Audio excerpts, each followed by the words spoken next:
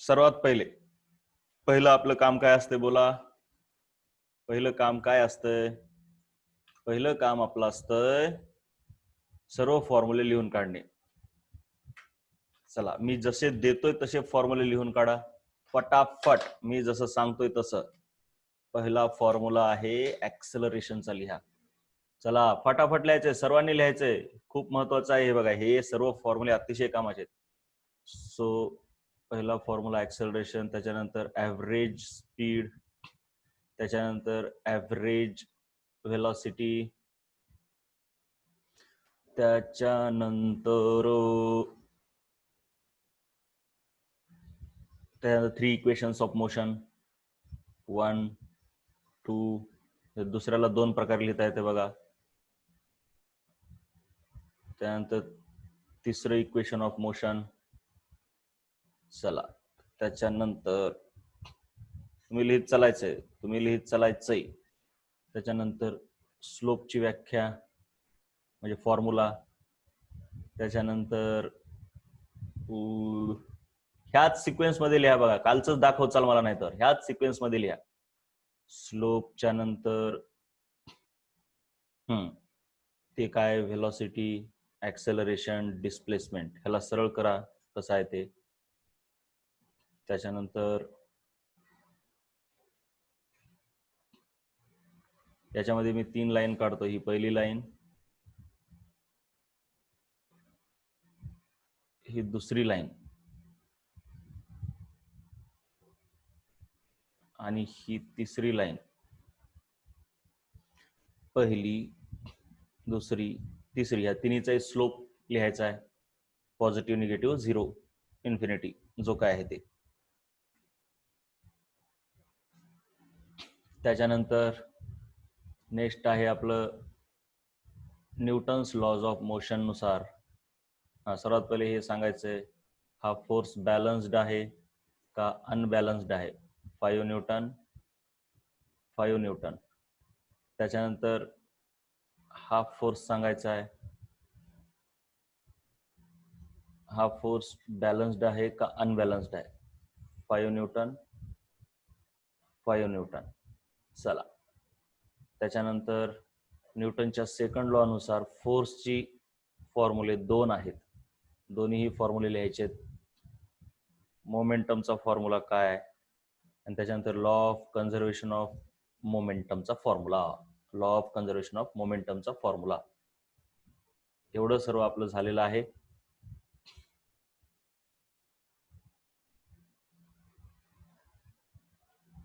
चला, ज्याने हे फॉर्म्युले पूर्ण लिहिलेत त्यांनी मला सांगायचं माझं झालं म्हणून. पाहून न लिहिता मनाने लिहिण्याचा प्रयत्न करा, हेच महत्वाचं आहे. मनाने नाही लिहिलं तर काहीही फायद्याचं नाही.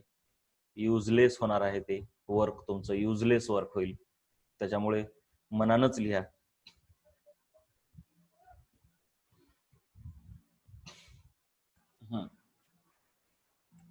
बघा, acceleration is equal to final velocity minus initial velocity upon time. Average speed is total distance divided by total time. Average velocity is total displacement. तुम्ही हे कॅपिटल एस आहे, हे स्मॉल एस आहे, ह्याच्यामध्ये डिफरन्स कन्फ्यूज करून घेऊ नका यांचा difference. Upon time total.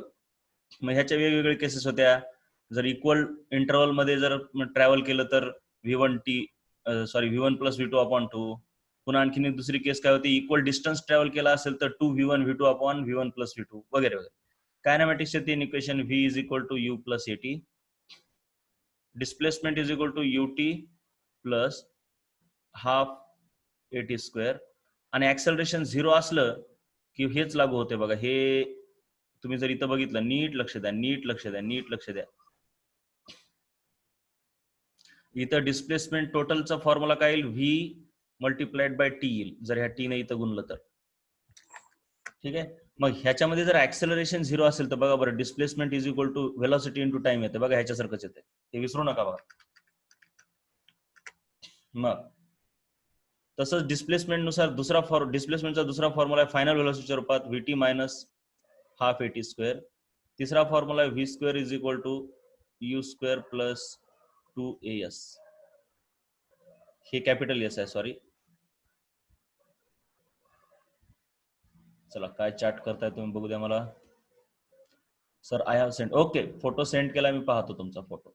स्लोपचा formula आहे बाळांनो y2 minus y1 upon x2 minus x1. आणि हे जे आहे हे असं असलं पाहिजे, पहिल्यांदा डिस्प्लेसमेंट, नंतर व्हेलॉसिटी, नंतर ऍक्सेलरेशन, इकडून इकडे जाताना स्लोप, इकडे येताना मात्र एरिया. त्याच्यामध्ये आता हे बघा, ही खूप महत्वाचं आहे. ही पहिली लाईन पॉझिटिव्ह स्लोपची आहे, सर्वांनी लिहिलंय. पण दुसरी लाईन पॉझिटिव्ह स्लोपची आहे, हे कुणा कुणा लिहिलंय मला एकदा चॅट करून सांगा बरं. दुसरी लाईन पॉझिटिव्ह आहे असं कुणा कुणा लिहिलंय? राईट, ज्यांनी ज्यांनी तसं लिहिलंय त्यांचं करेक्ट आहे. दुसरी लाईन निगेटिव्ह आहे हे जरासं गडबडीत होऊ शकतंय, पण दुसरी लाईन पण पॉझिटिव्हच आहे, लक्षात घ्या. खालून काढलेली आहे म्हणून काहीच नाही, पॉझिटिव्ह स्लोपची आहे. डावीकडून उजवीकडे चढायचं, चढ लागला की पॉझिटिव्ह समजायचं. त्याच्यानंतर हिची स्लोप 0 आहे, हिचा स्लोप 0 आहे. त्याच्यानंतर हा फोर्स बॅलन्स्ड आहे, कारण दोन्हीकडून सेम फोर्स लागलेला आहे, बॅलन्स्ड फोर्स आहे. हे बघा 5 न्यूटन दोन्हीकडून आहे. पण हा अनबॅलन्स्ड आहे, अनबॅलन्स्ड. बघा चुका बघून घ्या तुमच्या. इकडून आहे आणि हा पण तिकडेच आहे, दोन्ही डावीकडेच आहेत, दोन्हीही डाव्या दिशेलाच लागतायत, म्हणून एकूण 10 न्यूटनचा फोर्स होता. त्याच्यानंतर सेकंड लॉ ऑफ मोशन नुसार force is equal to change in momentum upon time किंवा मास इंटू ऍक्सेलरेशन येते. मोमेंटम म्हणजे मास इंटू व्हेलॉसिटी. आणि law of conservation of momentum खूप महत्वाचा आहे.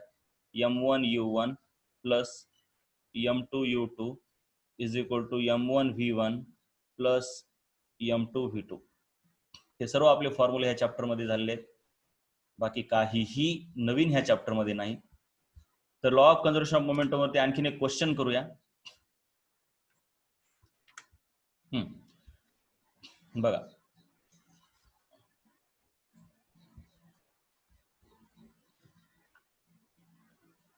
Mass of the tank.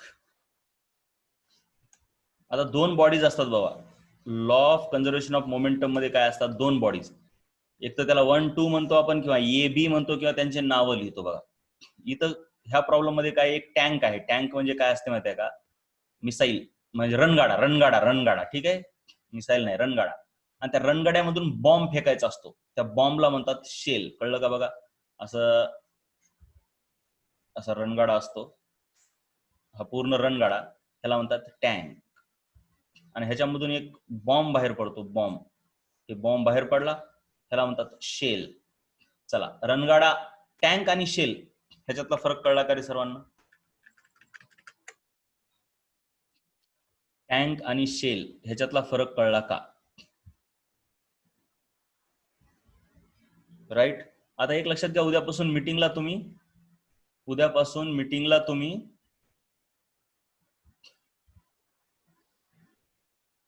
मागच्या लिंकवरूनच यायचंय. आणि दुसरी गोष्ट, फीसचं एक लक्षात ठेवायचं. आता तुम्हाला ह्या सोमवारपर्यंत फीस भरून घ्यावी लागेल. किती सांगितलेली आहे? 6 का 5.5 सांगितलंय सरांनी? एकदा सांगा बरं मला. मला वाटतं सोरवेकर सरांनी सांगितलंय. 5,500 रुपये आहे, लक्षात घ्या. तुमचं तुम्हीच भरून घ्यायचं. त्यासाठी मी तुमच्या पुढे रडत बसलं नाही पाहिजे, तुम्ही नाही सर असं काही नाही. तुमचं तुम्ही पद्धतीने भरून घ्यायचं. ते आपण काय ते असे दूरचे लोक असल्यासारखं बिहेव नाही करायचं, जवळच्या लोकांसारखंच आपण बिहेव करायचं. ठीक आहे. तर सोमवारपर्यंत सांगितलेलं आहे ना, तर सोमवारपर्यंत तुम्ही भरून घ्या. ते फीस हे आपल्या शिक्षणाच्या मध्ये आणत बसू नका. उगा मी इथे येणार, फीस देताय का, कसं करताय, त्याच्यातच वेळ घालणार, असं नको. ठीक आहे, तुमचं तुम्ही समजून घ्यायचं, मी पण समजून घ्यायचं. ओके, चलो. आता एक टँक आहे, ती जागेवर थांबलेली आहे. जशी बंदुकीमधून गोळी निघते बाहेर, तसं टँक मधून शेल निघते, बाकी काहीच नाही. त्या टँकचं मास आहे 15,000 किलोग्राम, म्हणजे 15 टन. मग मास ऑफ द टँक, हे बघा, हे मास of the tank 15,000 kilogram.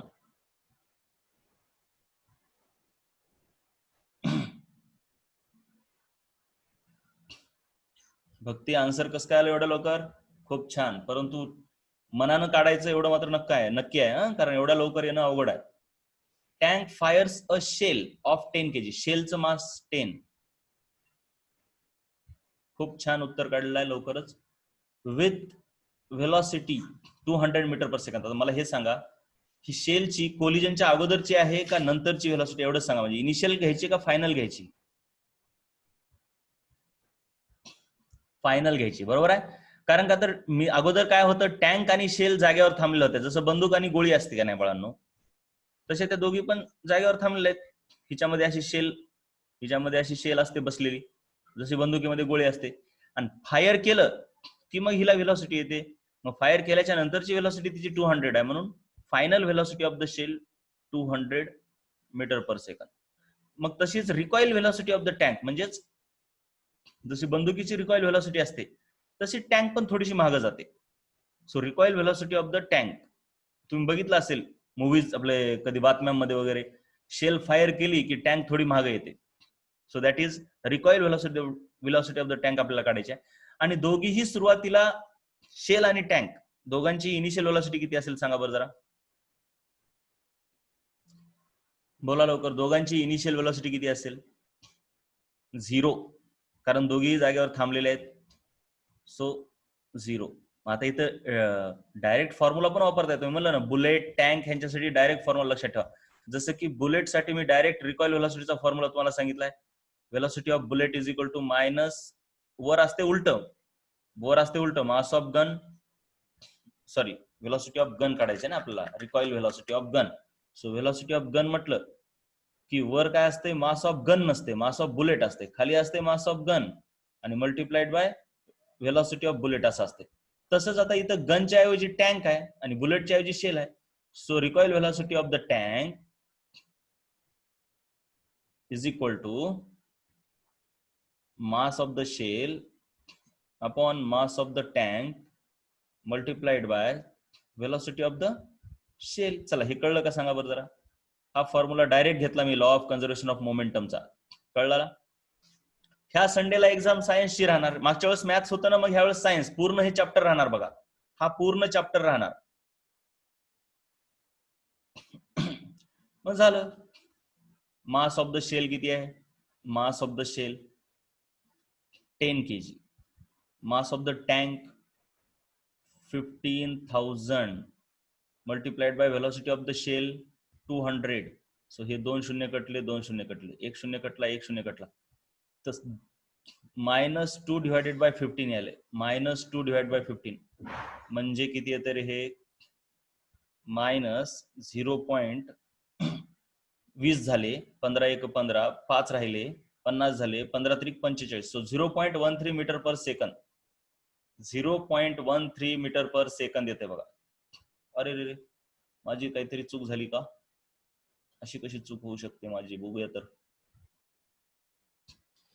Mass of the tank 15,000. मला वाटतं ह्यांचं घेण्यात चुकलं. हिचं घेण्यात चुकलं का बघू द्या मला एकदा. कारण का 7.5 मीटर पर सेकंद खूप जास्त होत आहे.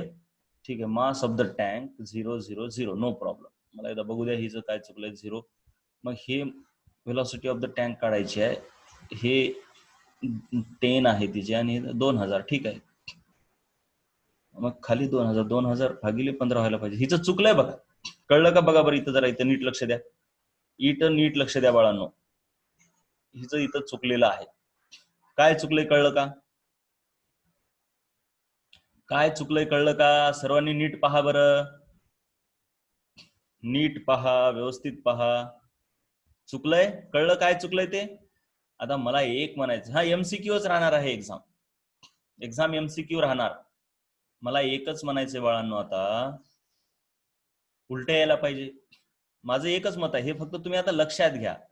ही नोटबुक अतिशय हुशार विद्यार्थिनीची आहे. मी पुन्हा सांगतोय. ठीक आहे, अतिशय हुशार 100% घेतलेल्या विद्यार्थिनीची वही आहे. साधना भारती आहे तिचं नाव. मग एवढ्या हुशार विद्यार्थिनीच्या देखील गडबडीत चुका होतात. मला एवढंच म्हणायचंय. त्यातल्या त्यात ती सिन्सिअर आहे, अशा चुका होऊ देत नाही. मग तिच्या अशा चुका होतात तर तुमच्या नक्कीच होऊ शकतात. म्हणून तुम्ही बघून घ्यायचंय.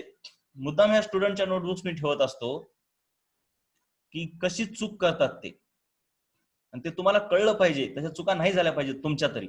त्यांच्या चुकांकडून तुम्ही सुधारणं गरजेचं आहे. त्यांचे इंटरव्ह्यू कशासाठी घ्यायलोत आपण? युट्यूबवरती इंटरव्ह्यू टाकलेत त्यांचे, ते सांगतात कुठं चुकायलंय, काय नाही, काय करायचं आपण. त्यांच्याकडे बघून तुम्ही सतत सुधारणा करा. सिंपल आहे. तर ही चूक इथं झालेली आहे तिची. तशीच तुमची चूक होऊ शकते. इक्वेशन कशा प्रकारे लिहायचं हे कळलं पाहिजे तुम्हाला. ठीक आहे. तर बघा इथं झालेली चूक मी प्रॉपरली सांगतो. जरा गडबडीमध्ये अशी चूक होते, तुम्हाला इक्वेशन फिरवणं जरा जमत नाही. इक्वेशन सॉल्व्ह करायला तुम्हाला चांगलं जमलं पाहिजे, लक्षात घ्या. आता हे बघा मी इथं लिहितोय, इथं चूक झालेली आहे. मी चूक तशीच ठेवतोय, पुढच्या बॅचला पण लागतंय ते सांगावं लागतंय की बघा हिची चूक झालेली आहे. आणि अशी चूक तुमची पण होऊ शकते. त्यातल्या त्यात ही विद्यार्थिनी खूप हुशार आहे, लक्षात घ्या. तरी सुद्धा असं होऊ शकतंय. चुका समजून घ्यायच्या.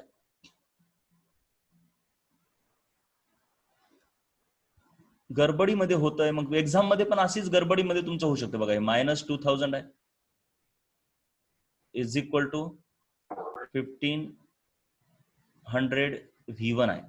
सो ही इथं चुकलंय. Here she has gone wrong. मग काय करावं लागेल आता? हे जर अचानक तुम्हाला डायरेक्टली कळत नसेल, थोडस डोक्याला ताप होत असेल, तर तुम्ही व्यवस्थित करा ना. काय करा, ह्याला अगोदर फक्त खाली घेऊन या डाव्याच बाजूला. डायरेक्ट उलट पुलट करू नका. हे भागाकारात आहे ना, हे गुणाकारात आहे ना, त्याला भागाकारात घेऊन या. सो 2000 डिवायडेड बाय 1500, तरी पण त्यात 15000 सॉरी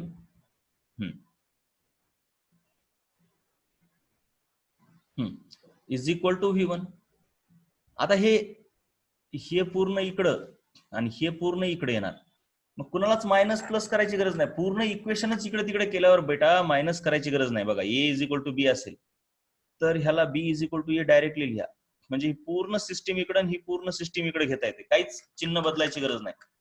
पण जर A is equal to B plus C असेल आणि फक्त सी लाच इकडे घ्यायचं असेल, तर मग तुम्हाला त्याला A minus C is equal to B करावं लागेल.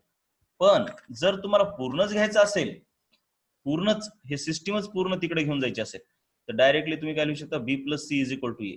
कळलं का? चिन्ह बदलण्याची गरज नाही. पूर्ण इक्वेशनची उजवी बाजू आणि डावी बाजू चेंज करून टाकायची. कळलं का रे हे मी काय म्हटलं ते? हे इक्वेशन्स तुम्ही 7वी पासून सोडवताय बाळांनो, खूप कामाचे आहेत. ठीक आहे. मग त्याच्यानंतर तिनं आणखीन काय चूक केली, छोटीशी चूक बघा. आणखीन एक चूक झाली, तिनं हे जे मायनस आहे त्याला प्लस केली. हे बघा, ह्या मायनसला प्लस केली. कशामुळे केली असणार मी सांगतो. तिला काय वाटलंय की आपण आता इकडं V1 आहे, राईट. मग आता आपण काय केलं, ह्या V1 ला उजवीकडे नेलं आणि हे पूर्ण डावीकडे आणलं. मग तिला वाटलं आपण साईड बदलली. साईड बदलल्यामुळे आपण चिन्ह बदलायला पाहिजे, पण नाही. कारण का तर पूर्ण दोघांच्याही साईड बदलल्यात ना, मग काहीच बदलायचं नाही, जशाला तसं ठेवायचं. अरे कळलं का मी काय म्हटलो? इथं पण सांगा बरं. इथं पण मी काय म्हटलो कळलं का बाळांनो? हे पण